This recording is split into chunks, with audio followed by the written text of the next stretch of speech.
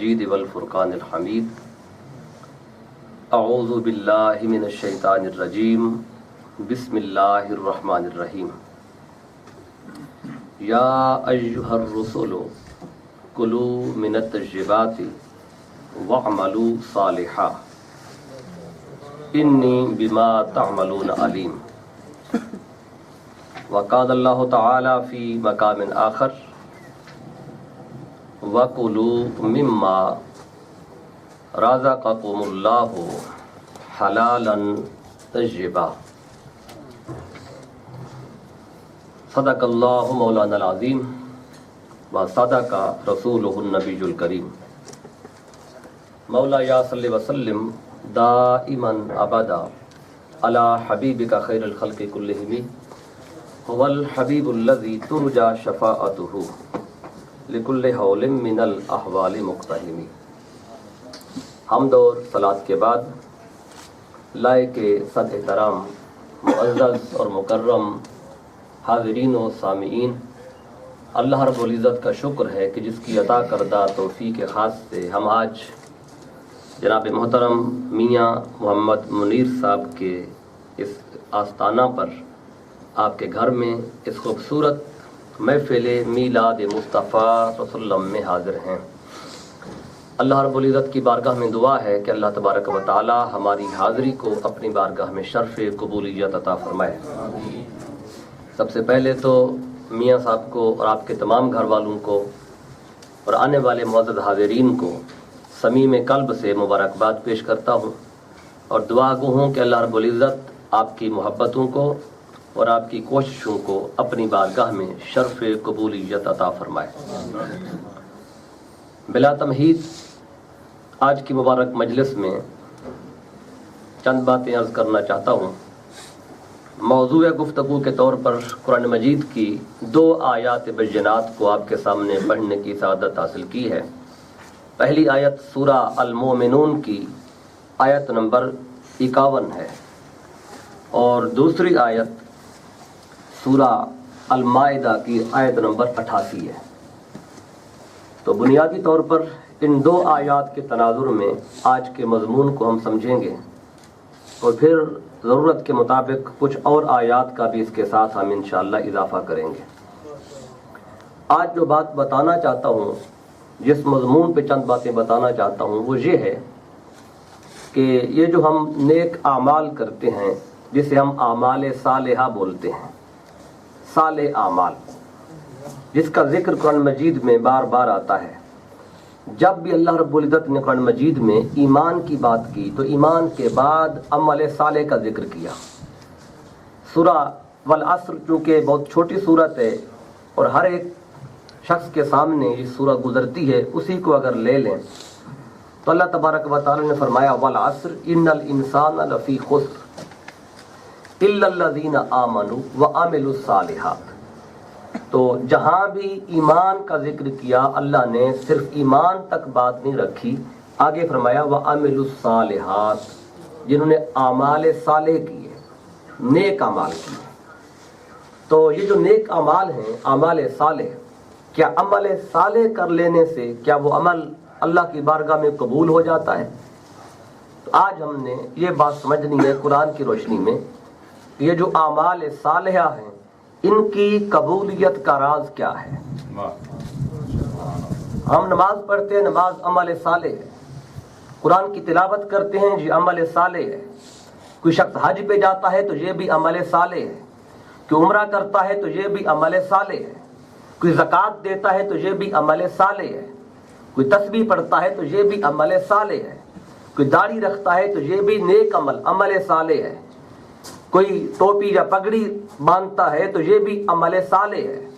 تو جتنے بھی نیک اعمال ہیں، تبلیغ کرنا، جہاد کرنا، ذکر و اذکار کرنا، ان کی قبولیت کیسے ہوتی ہے؟ کیا فقط عمل کر لینے سے، نماز پڑھ لینے سے کوئی کہے کہ میری نماز قبول ہو گئی؟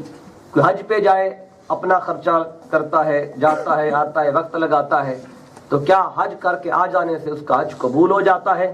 اللہ رب العزت نے اس بارے میں کیا فرمایا؟ آج ہم قرآن پھر حدیث مبارکہ بھی اس حوالے سے لیں گے۔ تو جتنے بھی ہم نیک اعمال کرتے ہیں، آج ہم نے دیکھنا ہے کہ یہ نیک اعمال رب کی بارگاہ میں قبولیت کے درجے پہ پہنچتے کیسے ہیں؟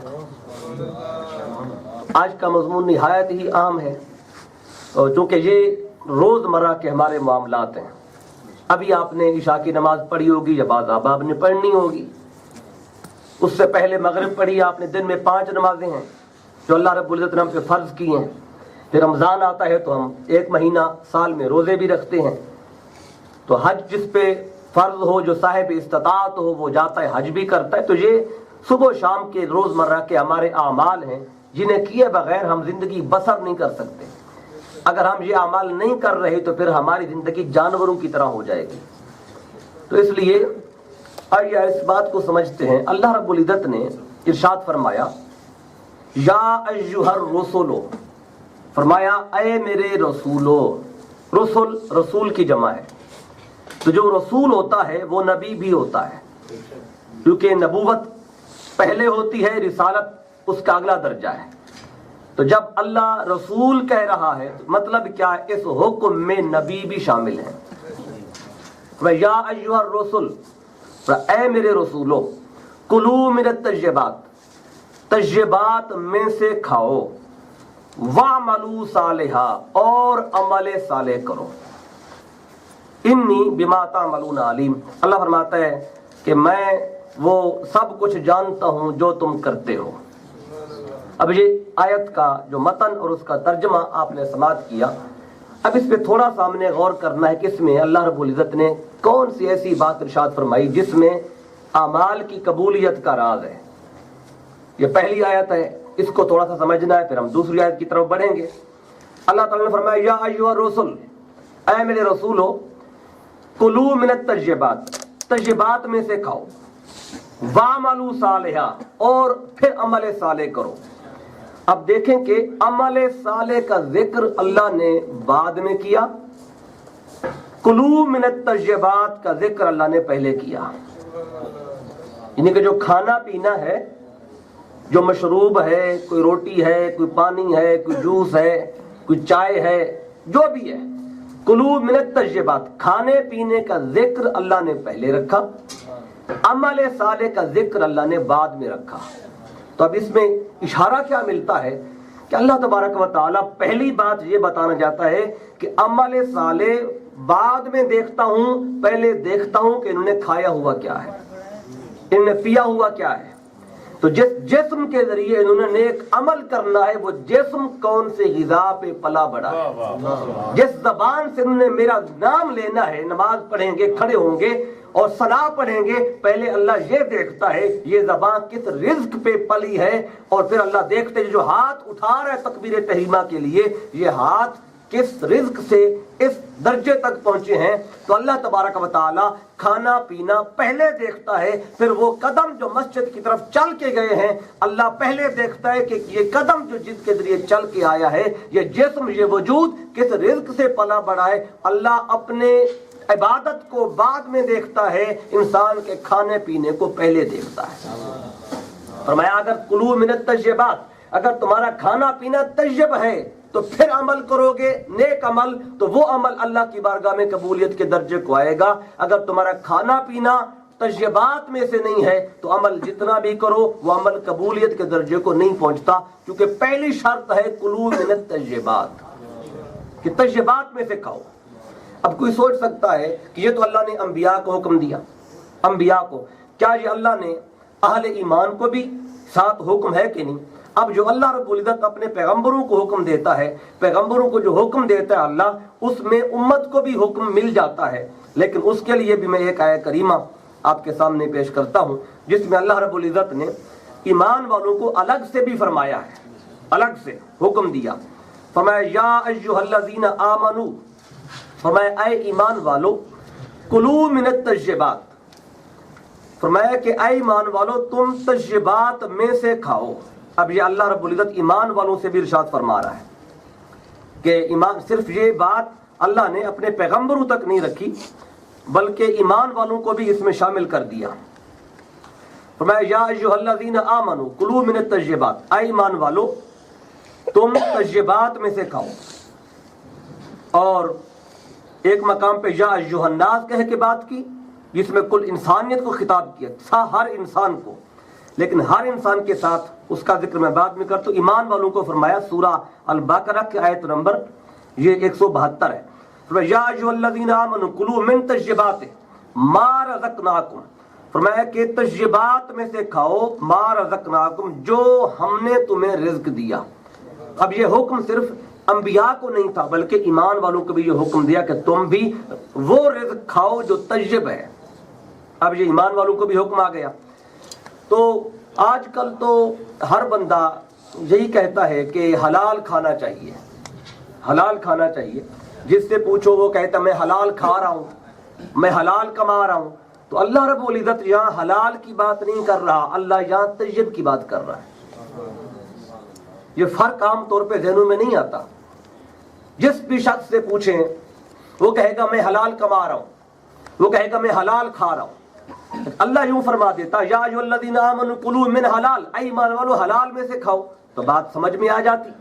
اللہ فرما دیتا یا ایھا الرسل کلوا من الحلال، اے میرے رسولو حلال میں سے کھاؤ، وَاعْمَلُوا صَالِحًا، اور عمل صالح کرو۔ اللہ حلال کی بات نہیں کر رہا، اللہ طیب کی بات کر رہا ہے۔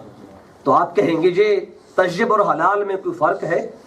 ہاں، طیب اور حلال میں ایک بہت اہم فرق ہے، وہ یہ ہے کہ ہر حلال طیب نہیں ہوتا، ہر حلال طیب نہیں ہوتا، لیکن ہر طیب حلال ہوتا ہے۔ یہ فرق ہے اس میں، اور اسے ہم قرآن مجید سے اور سمجھیں گے۔ پہلے یہ پوائنٹ سمجھ لیں، جہاں اللہ نے طیب کی بات کی، من الطیبات، طیبات میں سے کھاؤ، یا طیب کی بات کی، حلال کا ذکر نہیں کیا، کیونکہ ہر طیب حلال ہوتا ہے۔ جب طیب کہا تو ساتھ حلال کہنے کی ضرورت پیش نہیں آئی، کیونکہ طیب ہوتا ہی حلال ہے، لیکن ہر حلال طیب نہیں ہے۔ اب اس کے بھی میں قرآن مجید کی ایک آیت کوٹ کرتا ہوں جس میں اللہ نے اگر کہیں حلال کی بات کی وہاں طیب کا ذکر ضرور کیا، لیکن جہاں طیب کی بات کی وہاں آگے حلال کہنا ضروری نہیں سمجھا، کیونکہ حلال چھوٹی ڈگری ہے، طیب اس سے بڑی ڈگری ہے۔ مثال کے طور پہ ماسٹر ڈگری بڑی ڈگری ہے۔ جب کسی کے بارے میں یہ کہہ دیا کہ فلاں ماسٹر ہے تو اب یہ کہنے کی ضرورت نہیں کہ یہ میٹرک بھی پاس ہے یا اس نے گریجویشن بھی کی ہوئی ہے۔ جب بڑی ڈگری کہہ دے تو چھوٹی کہنے کی ضرورت پیش نہیں آتی۔ جب چھوٹی ڈگری بولیں گے تو اب اس کی ساتھ بڑی بھی بولنی پڑے گی جو اس نے کی ہوئی ہے۔ جب اللہ فرماتا ہے طیب کا ذکر کرتا ہے تو طیب بڑی ڈگری ہے، تو اس میں حلال کی بات نہیں کرتا۔ جب اللہ حلال کہتا ہے تو طیب کہنا ضروری سمجھتا ہے۔ اب اس پہ ایک آیت کوٹ کرتا ہوں، سورہ المائدہ کی آیت نمبر 88 ہے۔ اللہ فرماتا ہے وَكُلُوا مِمَّا رَزَقَكُمُ اللَّهُ حَلَالًا طَيِّبًا، یا فرمایا اور کھاؤ اس رزق میں سے جو ہم نے تمہیں دیا، حلالً وہ حلال ہو، صرف حلال تک بات نہیں رکھی، اگر طیبًا وہ طیب بھی ہو۔ اب دیکھیں جہاں حلال کی بات کی وہاں طیب ضرور بتایا، لیکن جہاں طیب کا بتایا وہاں حلال کی بات نہیں کی۔ یہ قرآن مجید کا فلسفہ ہے حلال و طیب کا، چونکہ ہر حلال طیب نہیں ہے لیکن ہر طیب حلال ہوتا ہے۔ اس پہ سادہ مثالات کرتا ہوں تاکہ حلال و طیب کا فرق واضح ہو جائے۔ دیکھیں بکرا حلال ہے، مٹن ہمارے لیے حلال ہے، ہم بڑے شوق سے یہ گوشت استعمال کرتے ہیں۔ اب بکرا تو حلال ہے، لیکن اگر کوئی بندہ منڈی سے بکرا چوری کر کے لے آئے، چوری اسے لے آئے، ذبح بھی کیا جائے سنت طریقے پہ، اس کا چمڑا بھی اتارا جائے سنت کے طریقے پہ، اس کے حصے بھی کیے جائیں، پکایا جائے، مجھے بتائیں بکرا تو حلال ہے، گوشت تو حلال ہے۔ اب مجھے بتائیں یہ حلال تو ہے لیکن جب چوری کر کے لائیں گے یہ طیب نہیں رہے گا۔ اصلاً حلال ہے لیکن طیب تب بنے گا جب اس حلال کو بھی جائز ذریعے سے لائیں گے، جائز طریقے سے لائیں گے۔ تو اگر حرام کے ذریعے سے مال کمایا اور رمضان میں افطاری کے دسترخوان لگا دیے، آپ کہیں کہ شاید میں نے تیر مار لیا، ایسے دسترخوان لگانے سے کچھ نہیں ملتا۔ جو مال ہی حرام ذریعے سے آئے، اب اس میں سے اگر 10 لاکھ آپ نے کمایا حرام ذریعے سے، آپ کہیں جی سال کے بعد میں زکوٰۃ دوں گا، 10,000 روپیہ زکوٰۃ بنے گی، آپ 10,000 زکوٰۃ دے دی، آپ کہیں زکوٰۃ کمانا تو پاک کرنا ہے، شاید میرا مال پاک ہو جائے۔ جو حرام مال بھی حرام کا ہو اس میں سے جتنی بھی زکوٰۃ نکالیں تو اصلاً جو حرام ہو زکوٰۃ بھی اسے پاک نہیں کرتی، زکوٰۃ اسی مال کو پاک کرتی ہے جو حلال ذریعے سے آیا ہو۔ وہی بال پاک ہوگا۔ تو اب اللہ نے فرق واضح کیا کہ ہر حلال طیب نہیں، لیکن ہر طیب اپنی اصل میں حلال ہوتا ہے۔ اس لیے آج ہر بندہ کہتا ہے کہ میں حلال کھا رہا ہوں، لیکن اللہ فرماتے ہیں صرف حلال نہیں کھانا، کھانا وہ ہے جو حلال کے ساتھ طیب بھی ہو۔ جب ایسا رزق کھاؤ گے جو حلال و طیب ہوگا، وَعْمَلُوا صَالِحًا، پھر عمل صالح کرو گے تو پھر وہ عمل با اثر بھی بنیں گے، با ثمر بھی بنیں گے۔ اب میں قرآن مجید سے ایک اور دلیل دیتا ہوں۔ اللہ نے سورہ عنکبوت ہے اور پارہ نمبر 21 کا آغاز ہے۔ اللہ فرماتا ہے اِنَّ الصَّلَاةَ تَنْهَا عَنِ الْفَحْشَاءِ وَالْمُنکَرِ، کہ بے شک جو نماز ہے یہ بندے کو فحاشی سے اور منکرات سے روکتی ہے۔ ان الصلاۃ تنہا، اب حرف ان تاکید کے لیے آتا ہے، کسی بات پہ زور دینے کے لیے آتا ہے۔ ان الصلاۃ تنہا، نہا ینہا روکنا، یہ نماز روکتی ہے بندے کو۔ کس سے روکتی ہے؟ عن الفحشاء، فحاشی سے، والمنکر، جس کام سے خدا اور مصطفیٰ نے روکا ہے نماز پڑھے، بندے کو ان کا منہ سے نماز روکے گی۔ لیکن آج ہم دیکھتے ہیں ایک بندہ نماز ہے تو پانچوں پڑھتا ہے لیکن وہیں مسجد میں بیٹھ کے جھوٹ بھی بولتا ہے، نمازیں ساری پڑھتا ہے لیکن دھوکہ بھی دیتا ہے، نمازیں ساری پڑھتا ہے باہر نکل کے غیبت بھی کرتا ہے، نمازیں ساری پڑھتا ہے شراب بھی پی لیتا ہے، نمازیں ساری پڑھتا ہے چغلی بھی کھاتا ہے، نماز بھی پڑھتا ہے باہر نکل کے جوا بھی کھیلتا ہے، نماز بھی پڑھتا ہے ماں باپ کو دھکے بھی دیتا ہے، نماز بھی پڑھتا ہے لوگوں کو تنگ بھی کرتا ہے، نماز بھی پڑھتا ہے لوگوں کی عزت تار بھی کرتا ہے۔ اس بندے کو نماز روک کیوں نہیں رہی وہ برائی سے، روک کیوں نہیں فحاشی سے، عریانی سے، منکرات سے؟ اس لیے کہ نماز تو پڑھ رہا ہے لیکن جو اس سے پہلا والا عمل تھا کلوا من الطیبات، وہ کام نہیں کر رہا۔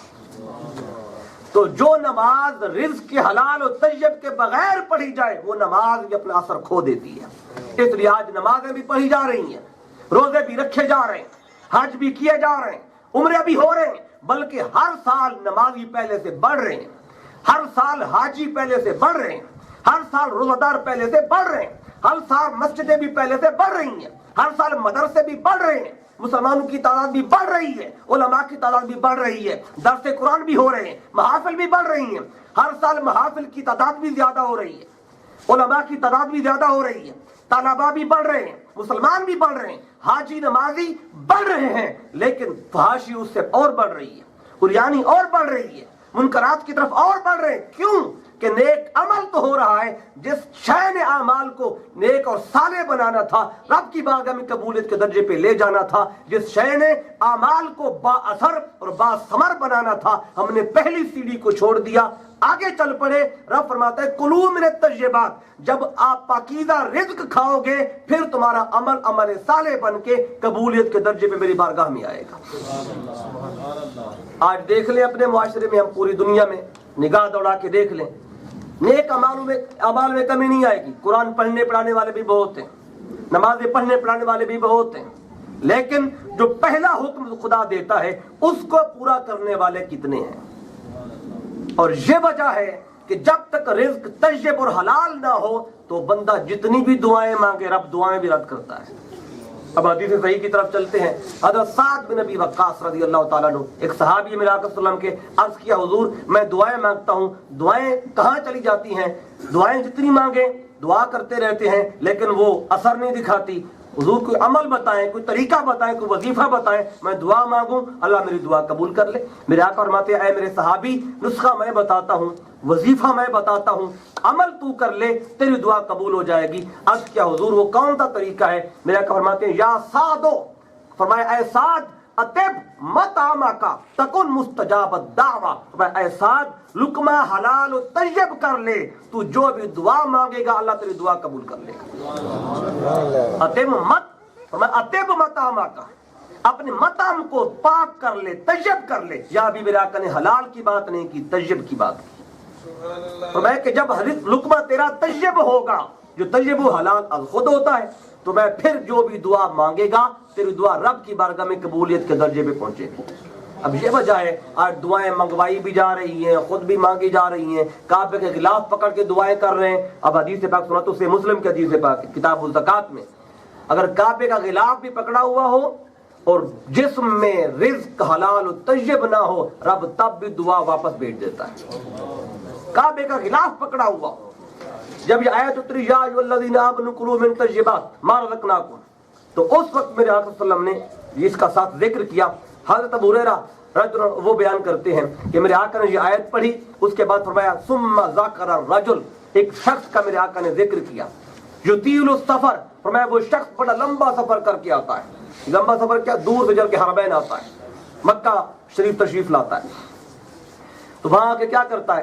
فرمایا کہ اس حال میں وہ رب کی بارگاہ میں وہاں حاضر ہوتا ہے کہ فرمایا اغبارہ اشعث اغبارہ، وہ اتنا لمبا سفر کر کے آتا ہے کہ اس کا چہرہ غبار آلود ہوتا ہے، اس کے کپڑے بھی غبار آلود ہوتے ہیں، اور اس حال میں آ کے یمد یدیہ، اپنے دونوں ہاتھ رب کی بارگاہ میں اٹھاتا ہے اور کہتا ہے یا رب یا رب، اور رب کو پکارتا ہے، اس حال میں پکارتا ہے وَمَطْعَمُهُ حَرَامٌ، اس نے کھایا ہوا جو ہوتا ہے وہ حرام کا ہوتا ہے، وَمَلْبَسُهُ حَرَامٌ، پہنا ہوا بھی اس نے حرام کا ہوتا ہے، وَمَشْرَبُهُ حَرَامٌ، پیا ہوا بھی اس نے حرام کا ہوتا ہے، وَغُذِّيَ بِالْحَرَامِ، اس کا جسم بھی حرام کی غذا پہ پلا ہوتا ہے۔ میرا آقا فرماتے ہیں فَأَنَّا يُسْتَجَابُ لِذَلِكَ، بتائیں پھر اللہ ایسے بندے کی دعا کہاں سے قبول کرے؟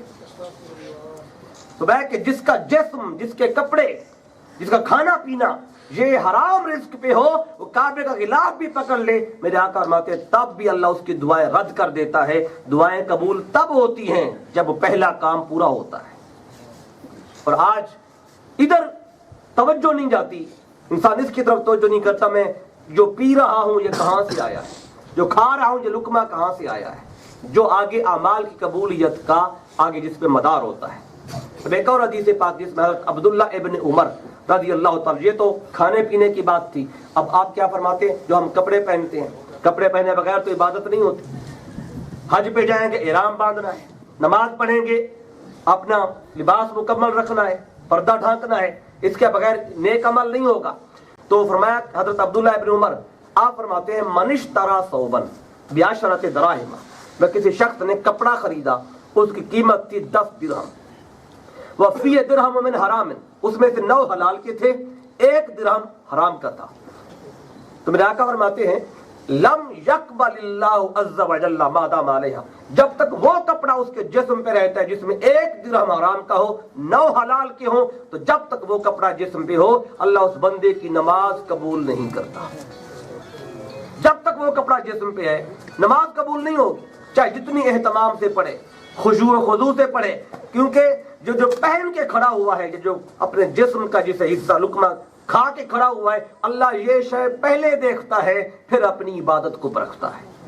تو کتنے ہیں جو آج حج پہ بھی جاتے ہیں، عمرہ بھی کرتے ہیں، لیکن احرام وہ باندھتے ہیں جو دوسروں کی خون پسینے کی کمائی ہوتی ہے، ظلم کا پیسہ، حرام کا پیسہ لے کے پھر اس کو اپنے زیب تن کیا اور جا کے چکر لگائے، تو آقا فرماتے ہیں یہ اس کی قسمت کے پھیرے ہوتے جو لگا کے آ جاتا ہے، یہ طواف نہیں ہوتا۔ اب یہ وجہ ہے کہ وہ سارا سرکل چلتا ہے لیکن اس کے اثرات نظر نہیں آتے۔ اب اس پر ایک اور حدیث پاک، یہ تو کپڑے کے حوالے سے تھی، اب میرے آقا سے فرماتے ہیں کہ جس کے جسم میں 1 لقمہ حرام چلا جائے، حرام کا لقمہ 1، فرمایا اللہ اس 1 لقمہ حرام کی وجہ سے 40 دن تک اس کا کوئی بھی عمل قبول نہیں کرتا۔ ان 40 دن میں وہ نماز پڑھے رد کر دی جاتی ہے، وہ روزہ رکھے رد کر دیا جاتا ہے، وہ حج پہ جائے رد کر دیا جاتا ہے، کوئی نیک عمل کرے 1 لقمہ حرام چلا جائے اللہ 40 دن تک عمل قبول نہیں کرتا۔ وہ جس کا جسمی حرام کو پلا ہو اس کا کیا بنے گا؟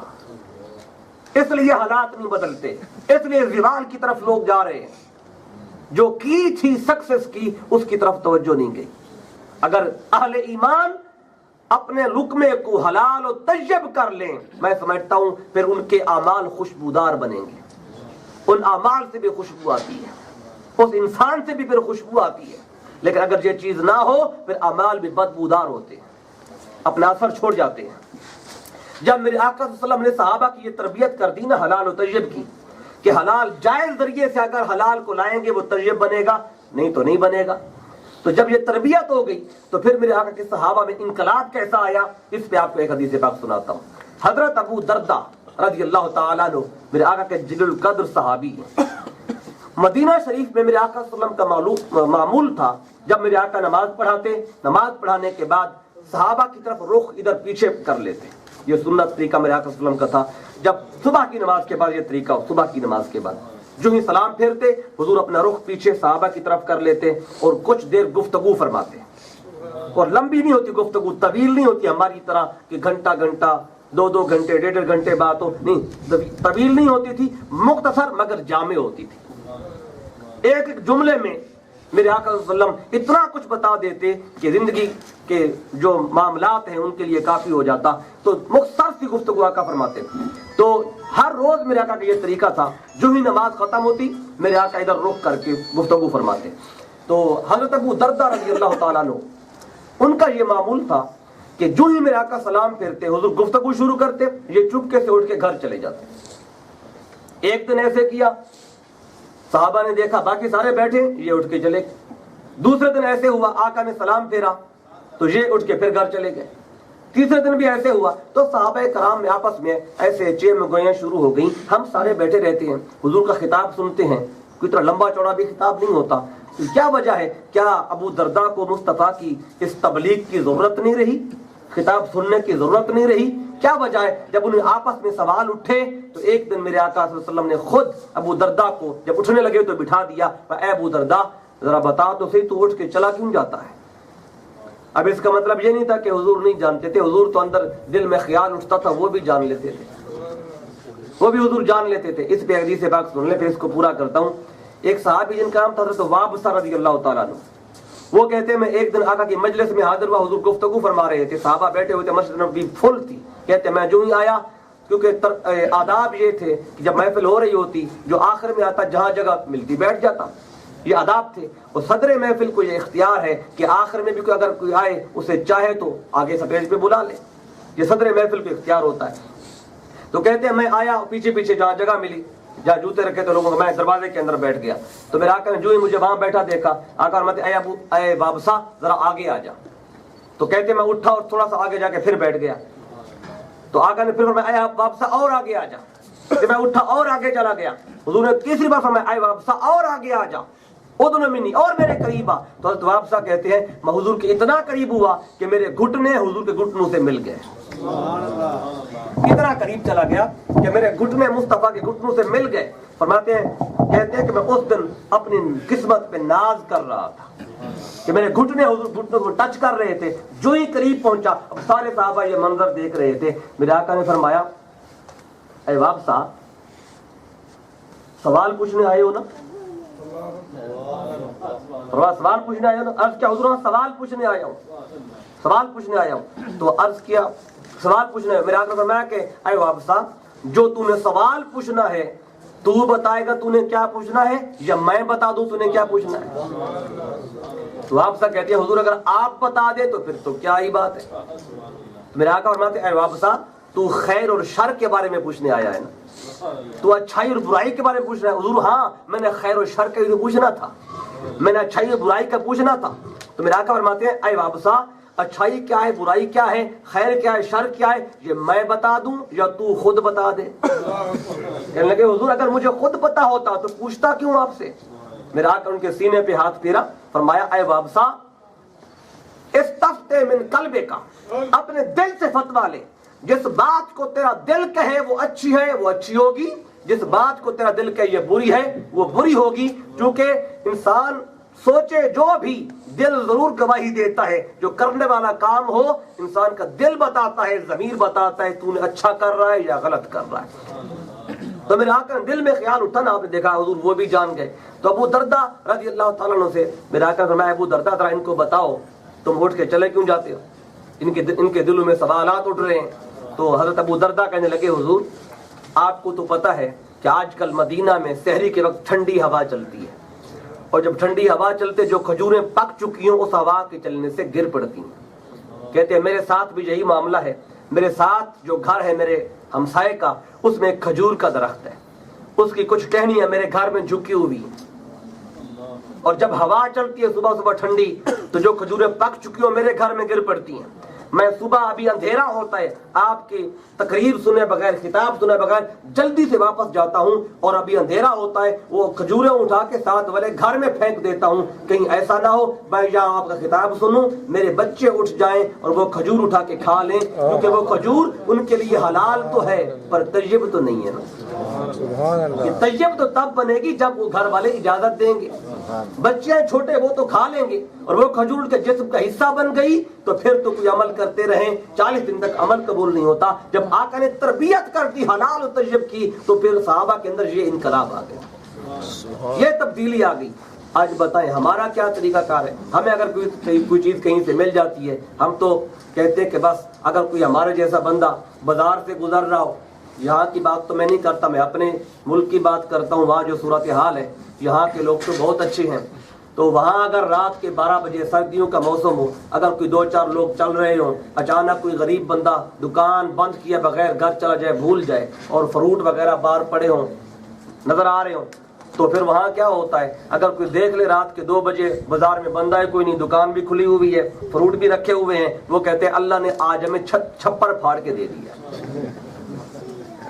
یہاں کے لوگ تو اچھے ہیں, یہاں کا تو مجھے نہیں پتا, لیکن ہمارا ملک پاکستان کا یہ حال رہتا ہے.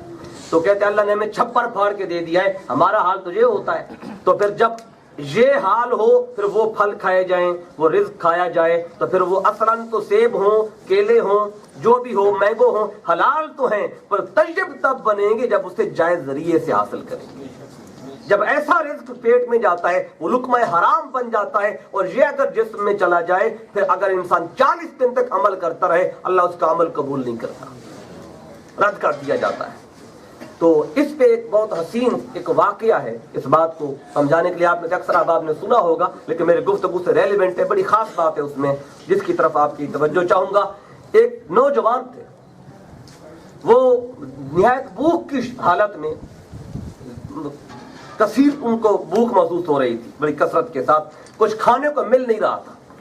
تو ایک نہر کے کنارے بیٹھے ہوئے, پانی نہر کا بہ رہا تھا. جب بھوک کی حالت میں انہیں کچھ نہیں ملا, اچانک دیکھا کہ نہر میں ایک سیب آ رہا ہے بہتا ہوا.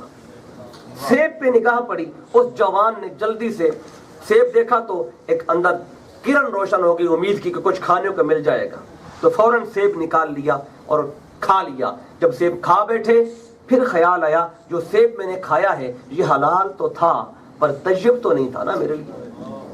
پتہ نہیں کس کا گرا ہے, کسی باغ سے گرا ہے, کسی شخص کے ہاتھ سے گرا ہے, کہاں سے آیا ہے. جب یہ خیال دل میں آیا تو وہ جوان اسی طرف چل پڑا جدھر سے وہ سیب بہتا ہوا آیا تھا. وہ جوان چلتا گیا چلتا گیا چلتا گیا, بہت دور نکل گیا, سینکڑوں میل دور جا کے اس سے ایک سیب کا باغ نظر آیا. اس میں ایک درخت تھا جو اس نہر پہ جھکا ہوا تھا. تو اس کو سمجھ آ گئی یہیں سے وہ سیب گرا, بہتے بہتے وہاں پہنچا جو میں نے کھا لیا. اس نے پوچھنا شروع کیا یہ باغ کس کا ہے. اسے بتایا گیا یہ ایک بزرگ ہیں جن کا نام ہے عبداللہ صومعی, یہ باغ ان کا ہے. تو ڈھونڈتے ڈھونڈتے ان کے گھر جا پہنچے, دروازہ کھٹکھٹایا, اندر سے بزرگ نکلے. تو جوان نے کہا کیا آپ عبداللہ صومعی ہیں؟ کہنے لگے جی ہاں میں ہی عبداللہ صومعی ہوں. وہ جوان کہنے لگا بابا جی میں نے آپ کے باغ کا ایک سیب کھا لیا ہے, مہربانی کریں یا تو اس کا معاوضہ لے لیں یا پھر مجھے معاف کر دیں.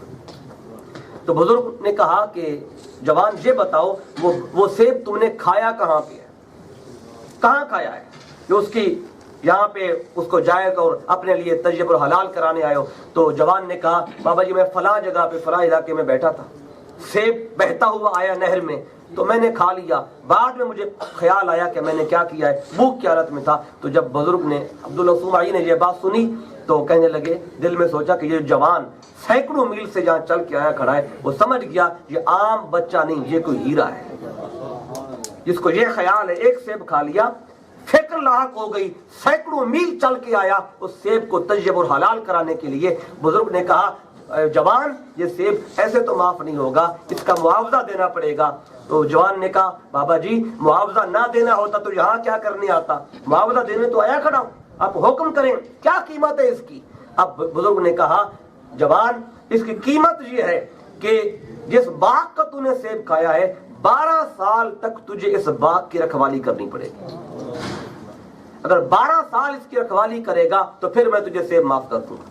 ہمارے جیسا کوئی بندہ ہوتا بزرگ سے لڑ پڑتا, کہتے کہ بابا جی ہم نے ایک ہی تو سیب کھایا ہے, کون سا سارا باغ لوٹ گیا ہوں, کون سا وہ آپ کا سیب سونے اور چاندی کا تھا, کوئی ہیرے جوہرات لگے ہوئے تھے, ایک سیب کھایا تو 12 سال.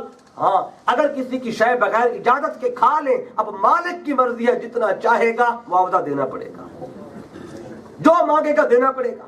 تو کہنے لگے 12 سال یہ کام کرو. تو جوان نے کہا ٹھیک ہے میں تیار ہوں. وہ باغ کی رکھوالی پہ لگ گئے, پانی دینے لگ گئے, کام کرنے لگ گئے. وقت گزرتا رہا, مہینے گزرے, سال گزرے, حتیٰ کہ جوان کو کام کرتے کرتے 10 سال بیت گئے. 10 سال کے بعد ایک دن عبداللہ سومائی کے کچھ مہمان آ گئے. اس نے کہا, اس جوان کا نام تھا ابو موسیٰ, کہ اے ابو موسیٰ مہمان آئے ہیں, کچھ سیب توڑ کے لاؤ مہمانوں کے لیے. یہ جوان ابو موسیٰ باغ میں جاتے ہیں اور کچھ سیب توڑ کے برتن میں رکھ کے سامنے رکھ دیتے ہیں. جب عبداللہ سومائی دیکھتا ہے, وہ سارے کے سارے سیب جو جوان توڑ کے لایا وہ سارے کے سارے کچے سیب تھے, ایک بھی پکا نہیں تھا. جب مہمانوں کے سامنے کچے سیب رکھ دیے تو کہنے لگے, عبداللہ سومائی نے کہا اے ابو موسیٰ تجھے 10 سال ہو گئے میرے باغ میں کام کرتے ہوئے, تجھے اب تک یہ بھی نہیں پتا سیب کچے کیسے ہوتے ہیں اور پکے کیسے ہوتے ہیں. تو نے تو میری ناک کٹوا دی مہمانوں کے آگے. آپ کیا مہمان آئے, قاصد بھیجے, نوکر بھیجے, کوئی چیز لے کے آؤ, اور وہ ہلکی چیز لے کے آئے, پیسے بھی دیے ہوں آپ نے, چیز بھی آپ کی ہو, تو ہلکی چیز لے کے آ جائے تو پھر پریشانی تو ہوتی ہے. تو عبداللہ سومائی نے کہا اے جوان کیا کیا تو نے, سارے کچے سیب توڑ کے لائے ہو. تو ابو موسیٰ کہنے لگے اے عبداللہ سومائی بات یہ ہے کہ جب سے میں نے تیرا ایک سیب کھایا ہے نا, اس دن کے بعد میں نے تیرے باغ کو دیکھنا بھی چھوڑ دیا ہے. 10 سال ہو گئے میں نے نگاہ اٹھا کے دیکھا ہی نہیں کچا کون سا ہے پکا کون سا ہے, کہ ایک سیب کھایا تھا, آج تک اس کی میں سزا یہاں پہ پوری کر رہا ہوں. اگر پھر تیرے باغ کو دیکھوں, پھر کبھی دل للچا گیا, کوئی اور سیب میں نے کھا لیا, کوئی اور پھل کھا لیا, پتہ نہیں پھر تو کیا کہاں تک مجھے کتنے عرصہ اور رکھے گا, اس لیے میں دیکھتا ہی نہیں ہوں. جب عبداللہ سومائی نے یہ بات سنی تو جوان کے تقوی و طہارت پہ فخر کرنے لگا. پھر 10 سال بیتے تھے, 2 سال اور گزرے. 2 سال گزرنے کے بعد جب عرصہ پورا ہو گیا تو جوان نے کہا بابا جی اب مجھے اجازت دیں, اب میں جانا چاہتا ہوں, اب میرا سیب مجھے معاف کر دے. تو بابا جی نے کہا, اب جوان جب آیا تھا تو جوان تھا, اب جوانی شباب کو پہنچ چکی تھی, 12 سال بیت گئے تھے. تو بزرگ کہنے لگے جوان ایک کام اور کر لے. جوان نے کہا اور کیا کرنا ہے بابا جی؟ کہنے لگے میری ایک بیٹی ہے, اگر تو اس سے نکاح کر لے, شادی کر لے, پھر میں تجھے سارا یہ معاف کر دوں گا. تو جوان نے کہا بابا جی میں آپ کی بیٹی سے نکاح کرنے کو تیار ہوں. تو بابا جی کہنے لگے بیٹا بات یہ ذرا سوچ لے, میری بیٹی آنکھوں سے نابینا ہے, وہ کانوں سے بہری ہے, وہ پاؤں اور ہاتھ سے معذور ہے, زبان سے گونگی ہے, یہ اس کے اندر عیب ہیں, کیا تو اس پھر بھی نکاح کرے گا؟ کہنے لگے ہاں اگر آپ نے شرط یہی رکھی ہے, اس کے بغیر معافی نہیں ہے, تو میں یہ بھی شادی کرنے کو تیار ہوں, جلدی سے میرا نکاح کریں تاکہ وہ میرا جو گناہ تھا وہ ختم ہو جائے اور معاوضہ پورا ہو جائے اور میں پھر اپنے سفر کو روانہ ہو جاؤں. تو اس بزرگ نے شادی کر دی جوان کی, اور پھر ایک کمرہ دے دیا کہ یہ تیرا کمرہ ہے, وہاں تیری دلہن بیٹھی ہے, جا اب اپنی دلہن سے مل لے. تو ابو موسیٰ دروازہ کھولتے ہیں اپنے کمرے کا, اندر جاتے ہیں تو ایک خاتون بیٹھی ہے, بالکل جوان, حسین, اس کی موٹی موٹی آنکھیں بھی ہیں, اس کے ہاتھ بھی سی سلامت ہیں, پاؤں بھی سی سلامت ہیں, وہ بولتی بھی ہے, وہ سنتی بھی ہے, وہ دیکھتی بھی ہے. جو دیکھا کہ آگے خاتون جیسے جنت کی حور اتری بیٹھی ہو, فوراً ابو موسیٰ باہر نکلا ہے اور جا کے عبداللہ سومائی سے کہا کہ اب میں آپ کی چال میں آنے والا نہیں ہوں, مجھے کچھ اور کہا تھا, اندر کسی اور کو بٹھا دیا, مجھے پھر پھنسانا چاہتے ہو. جو عبداللہ سومائی کہہ رہے اے جوان, اے ابو موسیٰ میں نے جھوٹ نہیں بولا, میں نے دھوکہ نہیں کیا, یہی میری بیٹی ہے اور یہی تیری بیوی ہے, آنکھوں سے نابینا اس لیے کہا تھا, اس لیے آج تک کسی غیر محرم کو بلا وجہ دیکھا ہی نہیں, کانوں سے بہری اس لیے کہا تھا, خلاف شریعت اس نے کبھی بات سنی نہیں ہے, ہاتھ و پاؤں سے معذور اس لیے کہا تھا, بلا وجہ کبھی گھر سے باہر گئی نہیں ہے. اس خاتون کا نام تھا ام الخیر فاطمہ, اس جوان کا نام تھا ابو موسیٰ. جب ان دونوں کا ملاپ ہوا, ان کے ملاپ سے ایک بچہ پیدا ہوا, اس بچے کو آج دنیا حضور غوث العظم عبد القادر جیلانی کے نام سے, یہ حضور غوث العظم کے والدین ہیں. تو جب ماں باپ کا تقوی و طہارت اس درجے کا ہو تو اولاد غوث العظم بن کے آتی. باپ کا تقوی یہ تھا کہ ایک سیب کھایا تو حالت یہ تھی 12 سال تک اس کو جائز اور حلال کرانے کے لیے محنت و کوشش کرتے رہے. ماں کا تقوی یہ ہے کہ ماں اپنے گھر سے بلا وجہ باہر جانے والی نہیں, بلا وجہ غیر محرم کو تکنے والی نہیں, ہاتھ و پاؤں بلا وجہ شریعت کے خلاف استعمال کرنے والی نہیں. جب ماں باپ ایسے ہوں تو اولادیں پھر غوث العظم بن کے آتی ہیں. سبحان اللہ سبحان اللہ. تو حضرت بابا فرید مسعود گنج شکر رحمۃ اللہ تعالی علیہ, آپ جب جوان ہوئے تو آپ نے اپنی والدہ سے ایک دن کہنے لگے, امی جان جب سے میں نے ہوش سنبھالا ہے میں تب سے میری تہجد قضا نہیں ہوئی. تو آپ کی والدہ مسکرائیں اور مسکرا کے فرمایا, بیٹا فرید اس میں تیرا کوئی کمال نہیں. تو پوچھا امی جان پھر کمال کس کا ہے؟ فرمایا بیٹا اس میں میرے دودھ کا کمال ہے کہ جب بھی میں نے تجھے دودھ پلایا بغیر وضو میں نے تجھے دودھ دیا ہی نہیں. جب مائیں ایسی ہوں تو جو بیٹے ہوں بابا فرید گنج شکر بن کے آتے ہیں. آج ہم نام لیتے ہیں حضور غوث پاک کا, ہر مہینے کا 11ویں کا لنگر بھی بنائیں, حضور غوث پاک کا ذکر بھی کریں, حضور کی غلامی کے نعرے بھی لگائیں, محفل میلاد بھی سجائیں, نیک اعمال بھی کریں. اور میں اپنے علاقے کی بات کروں, وہاں ہمارے علاقے میں اب حضور غوث پاک کے والدین کا تو یہ عمل تھا کہ ایک سیب اگر ملا تو اس کو بھی حلال و طیب کرانے کے لیے 12 سال محنت کی. ہمارے ہاں اگر کوئی گنے کا جب موسم ہوتا ہے تو گنے کی ٹرالیاں بھر بھر کے جا رہی ہوتی ہیں مل کی طرف, تو اتنا لوڈ کر کے ملک پاکستان میں وہ بھیجتے ہیں ٹرالیاں کہ کراس بھی مشکل ہو جاتا ہے, اور جہاں جہاں سے وہ ٹرالی گزرتی ہے ہر علاقے کو فیض دیتی جاتی ہے.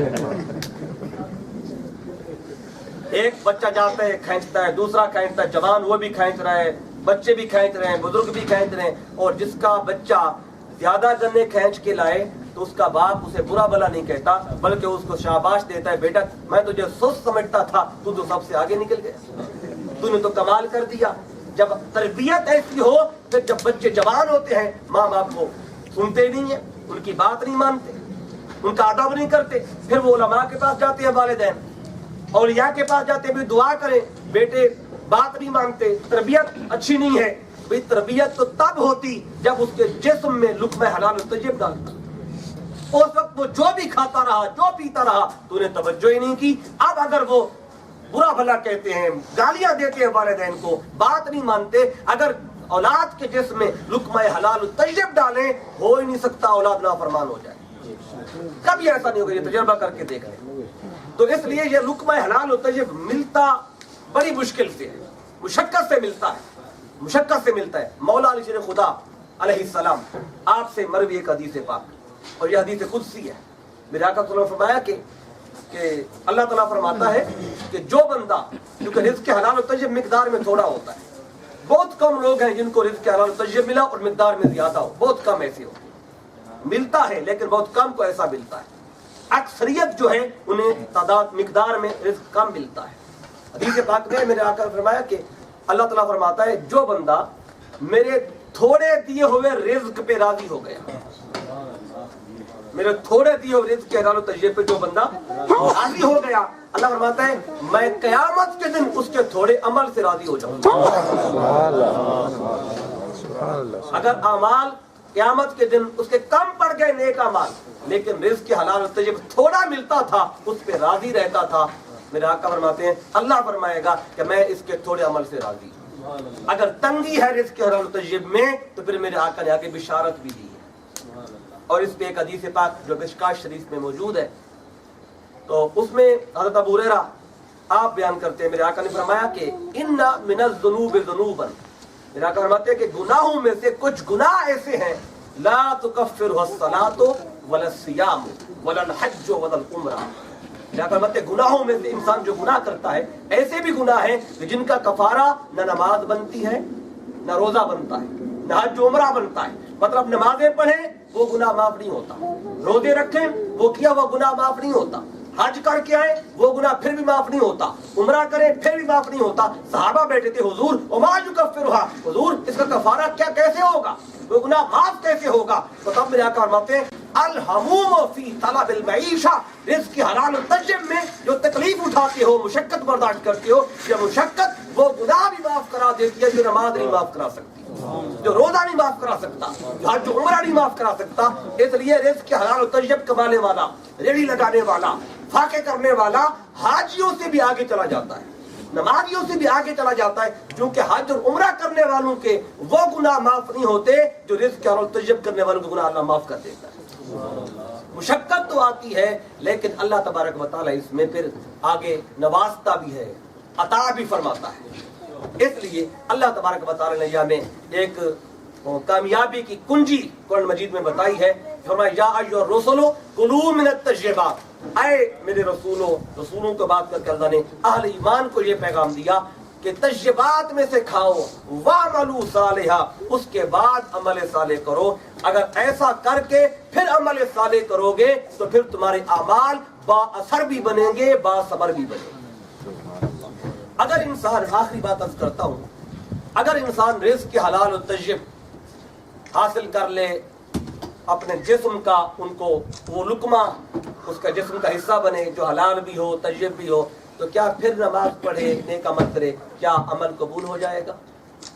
اب کہیں گے ہاں قبول ہو جائے گا کیونکہ رزق کے حلال و طیب اس نے اپنے جسم کا حصہ بنا لیا ہے۔ لیکن اس پہ میں نے کیونکہ آخری بات اب کرنی ہے اور یہ بھی میری گفتگو کا کیونکہ کرکس ہوگا، نچوڑ ہوگا، کیونکہ اگر رزق کے حلال اور طیب آپ نے اپنے جسم میں لے لیا، گھر والوں کو کھلایا، ٹھیک ہے، ایک کام پورا ہو گیا، لیکن ابھی بھی اگلی منزل باقی ہے۔ اگلی منزل کیا ہے؟ آئیے نماز ہی کی بات لے لیں، باقی اعمال اس کے اندر ہے۔ نماز ایک ایسا عمل ہے جو اللہ تبارک و تعالیٰ قرآن مجید میں بارہا اس کا حکم دیا، لیکن اگر قرآن مجید کا مطالعہ کریں تو جب بھی اللہ نے فرمایا نماز کی بات کی تو اللہ فرماتا ہے اقیموا الصلاۃ۔ کیا فرماتا ہے؟ اقیموا الصلاۃ، مطلب کیا ہے؟ نماز قائم کرو۔ تو اللہ فرماتا ہے نماز قائم کرو۔ تو آج ہم جب نماز ادا کرتے ہیں تو کبھی کسی نے یہ بھی کہا کہ او نماز قائم کریں، ہر بندہ کہتے ہیں او نماز پڑھیں۔ کیا کہتے ہیں؟ او نماز پڑھیں۔ تو کوئی کہہ سکتا ہے نماز پڑھنے میں اور نماز قائم کرنے میں کوئی کہے گا فرق ہی کوئی نہیں۔ تو آئیے اگر فرق نہیں تھا تو اللہ بھی یوں فرما دیتا کہ نماز پڑھا کرو، لیکن نماز پڑھنے اور نماز قائم کرنے میں ایک فرق ہے۔ یہی فرق بتا کے میں گفتگو بالکل ختم کروں گا اور یہ میری گفتگو کا نچوڑ ہے۔ اب تک جو بتایا وہ پہلا حصہ سمجھے۔ اب جب یہ عمل ہو گیا، اب آگے جو اگر اگلا عمل قبولیت کے درجے پہ کیسے جائے گا، اب اس کی طرف روشنی لیتے ہیں۔ فرمایا اقیموا الصلاۃ، نماز قائم کرو۔ جو نماز پڑھنا کیا ہے، نماز قائم کرنا کیا ہے؟ ہاں، کسی بھی شے کو قائم کرنا ہو اس کے لیے کم سے کم دو چیزیں ضروری ہیں۔ کون سی؟ مثال کے طور پہ کسی اگر بچے نے حافظ قرآن بننا، کسی کے بچے نے حافظ قرآن بننا ہو تو اس کے لیے کم سے کم دو چیزیں ضروری ہیں۔ وہ کیا؟ پہلی شاید تو وہ قرآن یاد کرے، پڑھے، قرآن کو پڑھے۔ دوسری شرط یہ کہ پڑھے ہوئے کو یاد رکھے۔ اگر صبح اس نے رکوع پڑھا شام کو بھول گئے، اگر پھر رکوع پڑھا شام کو پھر بھول گیا، پھر پڑھا پچھلا پھر بھول گیا، پڑھتا جائے پیچھے بھولتا جائے، مجھے بتائیں کبھی حافظ بن پائے گا؟ کبھی نہیں بن پائے گا۔ تو دو شرطیں، پہلی شرط یہ ہے کہ وہ پڑھے، دوسری شرط یہ ہے کہ پڑھے ہوئے کو یاد رکھے۔ اسی طرح کوئی بھی اگر کوئی قانون دان ہے، وہ پڑھتا ہے، پڑھتا گیا بھولتا گیا، قانون دان نہیں بن پائے گا۔ اسی طرح اگر کوئی معاشرے میں امیر بننا چاہتا ہے تو اس کے لیے بھی کم سے کم دو شرطیں کیا ہیں؟ اگر آپ کے عمان میں مسقط میں سلطنت عمان میں اگر کوئی بندہ ایک مہینے میں 1000 ریال کماتا ہے، 1000 ریال اگر کوئی کماتا ہے، میں مقدار بڑھا دیتا ہوں، 10,000 ریال کماتا ہے ایک مہینے میں، کتنا؟ 10,000 ریال کماتا ہے، تو مجھے بتائیں آپ اس کو اپنے علاقے میں امیر کہیں گے کہ غریب کہیں گے؟ جو 10,000 ریال کماتا ہو امیر ہوگا نا، امیر ہوگا۔ لیکن 10,000 کماتا ہے اور مہینے میں خرچہ اس کا ہے 15,000 ریال، خرچ کرتا ہے 15,000، کماتا کتنا ہے؟ 10,000۔ اب بتائیں وہ امیر ہے کہ غریب ہے؟ غریب بھی اس سے اچھا ہے، وہ اتنا خرچ کرتا جتنا اس کے پاس ہوتا ہے۔ یہ تو ہر مہینے 5,000 نقصان میں جا رہا ہے۔ تو امیر بننے کے لیے بھی دو شرطیں ہیں۔ پہلی شرط یہ کہ وہ ریال کمائے، دوسری شرط یہ ہے کہ کمائے ہوئے کو بچائے۔ بچائے گا نہیں تو آگے نہیں بڑھ پائے گا۔ اسی طرح نماز قائم کرنے کے لیے بھی کم سے کم دو شرطیں ہیں۔ پہلی شرط یہ ہے کہ نماز پڑھے، نماز پڑھے گا نہیں تو شروع کیسے ہوگی؟ پہلی شرط یہ ہے کہ نماز پڑھی جائے، دوسری شرط یہ ہے کہ پڑھی ہوئی نماز کو بچایا جائے۔ پڑھتا جائے گنواتا جائے، پڑھتا جائے گنواتا جائے، قائم کب ہو؟ تو آپ سوچیں گے کیا پڑھی ہوئی نمازیں بھی ضائع ہو سکتی ہیں؟ کیا کیے ہوئے سجدے بھی ضائع ہو سکتے ہیں؟ کیا ہوا عمل ضائع ہو سکتا ہے؟ ہم سوچ رہے تھے ضائع ہو سکتا ہے۔ اللہ نے ایک شخص کی مثال دی قرآن میں، اس نے ایک سال نہیں، 2 سال نہیں، اس نے 6 کروڑ سال عبادت کی۔ ابلیس نے، عزازیل نے 6 کروڑ سال عبادت کی، لیکن اللہ نے اس کی عبادت کو رد کر دیا۔ تو اس سے پتہ چلتا ہے کہ ابلیس کو عبادت کرنا تو آتا تھا، بچانا نہیں آتا تھا۔ آتا تھا تو 6 کروڑ سال کرتا رہا، مطلب عبادت کرنا تو آتا تھا پر اسے عبادت بچانا نہیں آتا تھا۔ آج عبادت کرنے والے بہت ہیں، نمازیں پڑھنے والے بہت ہیں، پڑھنے والے بہت ہیں، لیکن بچاتا کوئی ہے۔ عبادت کرنے والے بہت ہیں، بچتی کسی کی ہے۔ تو آپ سوچیں گے کہ عبادت بچتی کیسے ہے، کیسے بچتی ہے، نمازیں بچتی کیسے ہیں؟ آئیے دیکھ لیتے ہیں یہ ابلیس کی عبادت رد کیسے ہوئی۔ 6 کروڑ سال عبادت کی، جب اس نے نبی کی بے ادبی کی، نبی کی گستاخی کی، اللہ نے 6 کروڑ سال کی عبادت اس کے منہ پہ دی، واپس کر دی عبادت اللہ نے، اور ہمیں پیغام دیا اگر چاہتے ہو نماز روزہ نیک اعمال سلامت رہیں، فرمایا میں یہ سلامت تب رہتے ہیں، قائم تب ہوتی ہے نماز جب نبی کی ذات کا ادب کیا جائے، جب نبی کی ذات کی تعظیم کی جائے۔ اگر تو رزق حلال و طیب سے جسم کو بڑھا لے، نشو و نما جسم حلال اور رزق طیب سے نشو و نما ہو، لیکن آگے نبی کی بے ادبی ہو، نبی کی گستاخی ہو، نماز پڑھے نمازیں رد کر دی جائیں، روزہ رکھے روزہ رد کر دیا جائے گا، قرآن پڑھے اس کا بھی اجر و ثواب رد کر دیا جائے گا، کیونکہ اللہ آگے اعمال کی قبولیت کا مدار صرف نبی کے ادب پہ رکھتا ہے، نبی کی تعظیم پہ رکھتا ہے، نبی کی توقیر پہ رکھتا ہے۔ اگر نبی کا ادب و تعظیم نہیں ہے تو اللہ پھر سارا کچھ منہ پہ دے مارتا ہے۔ اب 2 جملے ہیں آخری میرے، اور یہ گفتگو کا نچوڑ ہے، یہ آپ کو ہمیشہ یاد رہیں گے۔ 2 ہی جملے ہیں، 2 باتیں ہیں کہ نماز ہوتی کب ہے اور نماز بچتی کیسے ہے۔ نماز ہوتی کب ہے اور نماز بچتی کیسے ہے، یہ 2 جملے ہیں، اور یہ آپ کی دل کی تختی پہ لکھ کے جائیے گا۔ آپ کو میں چلا جاؤں گا لیکن یہ آپ کو جملے انشاءاللہ میرے یاد رہیں گے۔ وہ کیا ہے؟ نماز ہوتی کب ہے، بچتی کیسے ہے؟ چہرہ قبلۃ اللہ کی طرف ہو تو نماز ہوتی ہے۔ جہاں قبلہ کس طرف ہے؟ ادھر قبلہ ہے۔ اب دیکھیں اگر نماز پڑھے نا، چہرہ قبلۃ اللہ کی طرف ہو، اگر چہرہ ادھر کر لیں تو نماز نہیں ہوگی، ادھر کر لیں نماز نہیں ہوگی، ادھر کر لیں نماز نہیں ہوگی۔ نماز ہوتی کب ہے، نماز بچتی کیسے ہے؟ چہرہ قبلۃ اللہ کی طرف ہو تو نماز ہوتی ہے، چہرہ قبلۃ اللہ کی طرف ہو تو نماز ہوتی ہے، اور دل رسول اللہ کی طرف ہو پڑھی ہوئی نماز بچتی ہے۔ سبحان اللہ، سبحان اللہ، سبحان اللہ۔ چہرہ قبلہ کی طرف ہو تو نماز ہوتی ہے، قبلۃ اللہ کی طرف ہو تو نماز ہوتی ہے، اور دل رسول اللہ کی طرف ہو تو پڑھی ہوئی نماز بچتی ہے۔ یہ میرے گفتگو کا نچوڑ تھا۔ میں نے کہا تھا آپ کو اگر 2 جملوں تک آپ کی باقی ساری باتیں انشاءاللہ اسی کے اندر آ جائیں گی۔ تو آج ہم نے جو قرآن مجید سے میسج سمجھا آج کی محفل میلاد میں، یہ آقا کی آمد کا میسج ہے۔ حضور یہ پیغام لے کے آئے تھے، قرآن مجید کا یہ نسخہ ہمارے لیے لائے تھے، اور آج ہم نے قرآن کو فقط چومنے کے حد تک رکھا ہوا ہے، فقط قسم اٹھانی ہو اس کے لیے رکھا ہوا ہے۔ جب صبح سویرے کاروبار کے جانے لگے تو قرآن کو دیکھ کے جاتے ہیں تاکہ کاروبار میں برکت آ جائے۔ یہ قرآن فقط چومنے یا ثواب کی کتاب نہیں تھی، یہ قرآن انقلاب کی کتاب تھی، تبدیلی کی کتاب تھی۔ زندگی میں تبدیلی آ جائے، معاشرے میں تبدیلی آ جائے، پھر ملک میں تبدیلی آ جائے، یہ قرآن وہ نسخہ تھا۔ آج ہم نے قرآن کو فقط چومنے کے لیے، یا کبھی کسی کی بیٹی کی شادی ہو تو اس کے ساتھ قرآن دے کے بیچتے ہیں، ساتھ جاتا ہے، یا قرآن کے سائے میں بیچتے ہیں، یا کبھی قسم اٹھانی ہو قرآن لاتے ہیں۔ قرآن فقط قسمیں اٹھانے کے لیے نہیں ہے، قرآن سمجھنے کے لیے ہے۔ قرآن اس میسج جو اللہ نے دیا، آج ہم نے جتنے بھی قرآن مجید کے احکامات ہیں، میسیجز ہیں، ان میں سے صرف ایک میسج کو سمجھائے، اور ایک میسج کو سمجھنے کے لیے گھنٹہ لگ گیا۔ اور قرآن مجید کی 6666 آیات ہیں۔ یہ قرآن جو ہمارے گھر میں رکھا ہوا ہے، پڑھنے کے لیے سمجھنے کے لیے ہے، تو قرآن سارا سمجھنے کے لیے ایمان سے بتائے کتنا وقت درکار ہوگا، کتنا وقت چاہیے ہوگا؟ یہ میسج جو آج میں نے اپنی وسعت کے مطابق آپ تک پہنچایا ہے، ایمان سے بتائیں اگر یہ میسج ہر گھر میں پہنچ جائے تو مجھے بتائیں تبدیلی آئے گی کہ نہیں آئے گی؟ وہ انقلاب آئے گا کہ نہیں آئے گا؟ یہ انقلاب کی ابتدا ہے، یہ تبدیلی کی ابتدا ہے۔